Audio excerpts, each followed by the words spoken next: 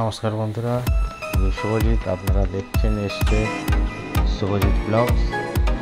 Thumbnail দেখে আমরা নিশ্চয়ই বুঝতে পেরেছেন আজকে ভিডিওটি দেখতে চলেছে। হ্যাঁ বন্ধুরা, আজ আমরা হিমাচল প্রদেশে রওনা দিয়েছি। আমাদের হাওড়া থেকে ট্রেন ছিল, হাওড়া থেকে চণ্ডীগড়।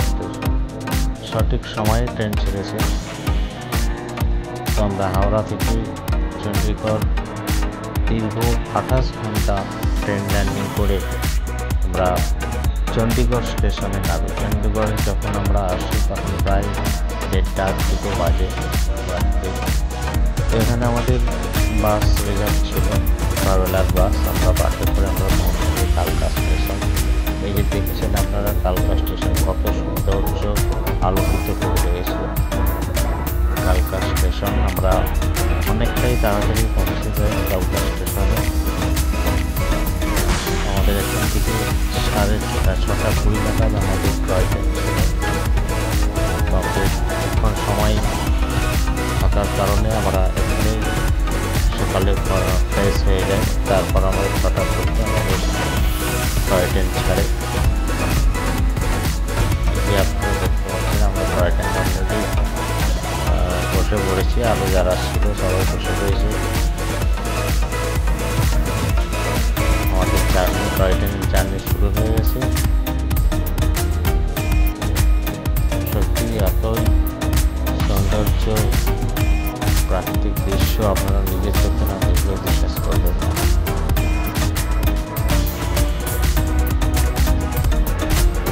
আপনারা দেখবেন আমাদের এই কালকা থেকে আমরা সিমলা পৌঁছাবো টয় ট্রেনের মাধ্যমে।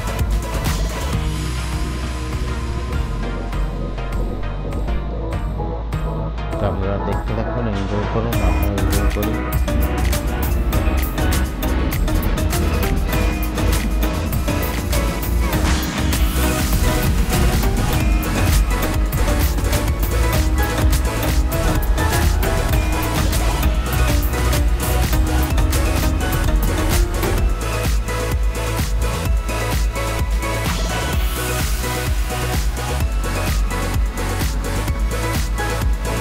পাহাড়ি রাস্তা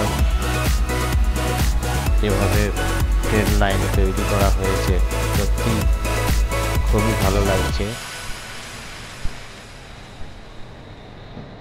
পাহাড়ের ওপর থেকে আমাদের নিচের যে বাড়িগুলো রয়েছে সেগুলো দেখতে পাচ্ছেন কতটা নিচে। সম্পূর্ণ রাস্তাটাই আমাদের পাহাড়ের ওপর দিয়ে।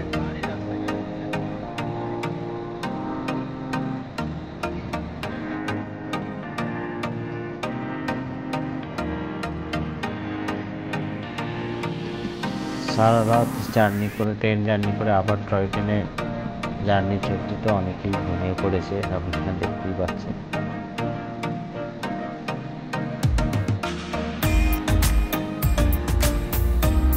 পাহাড়ের কোল দিয়ে কীভাবে রাস্তা তৈরি করা হয়েছে, সত্যি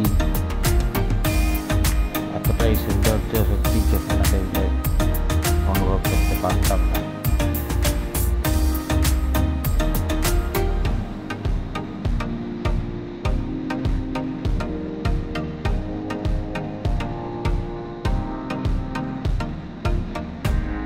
আমাদের টয় ট্রেনের জার্নিটা ছিল দীর্ঘ প্রায় 5 ঘন্টা।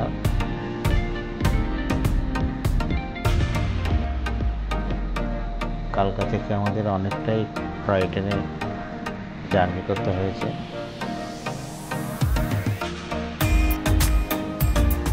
তারপর আমরা তারাদেবী স্টেশনে নেমে পড়ি। তারাদেবী,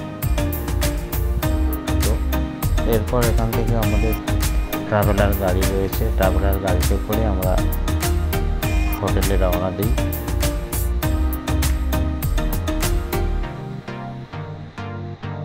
আমরা সিমলা পৌঁছে গেছি অলরেডি। তারপর আমরা হোটেল থেকে কিছুক্ষণ রেস্ট নিয়ে খাওয়া দাওয়া সেরে আমরা ম্যালরোডের উদ্দেশ্যে আসি। বৈকালে এই হচ্ছে ম্যালরোড। বিশাল বড় একটা মার্কেট।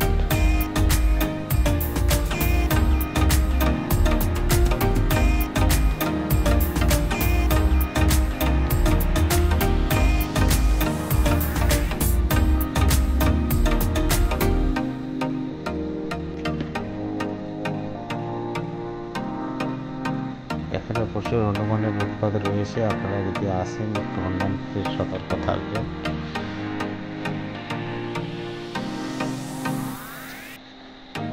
সত্যি দেখুন সিমলা ম্যাল রোড, দেখুন কিভাবে পাহাড়ের কোলে কোলে বাড়িগুলো তৈরি হয়েছে। সত্যি এরকম দৃশ্য চোখে না দেখলে বিশ্বাস করা যায় না।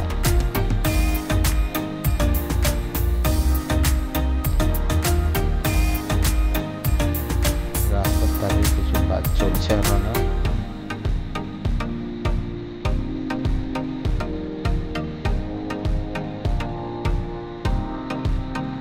দেখুন দৃশ্যটি।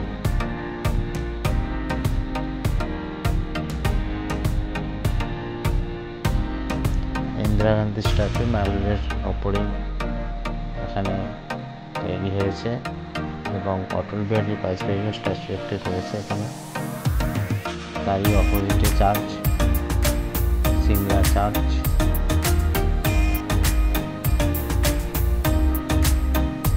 আমরা এখানে বেশ কিছুক্ষণ সময় কাটাই, তারপর হোটেলের দিকে রওনা হই। ম্যাল রোডের ধারে এখানে রয়েছে ফৌজিদের একটি ক্যাম্প, সেখানে কীভাবে ট্রেনিং করা হয় সেসব এক্সট্রির মাধ্যমে দেখানো হচ্ছে। এটা হচ্ছে সিমলা কালী মন্দির।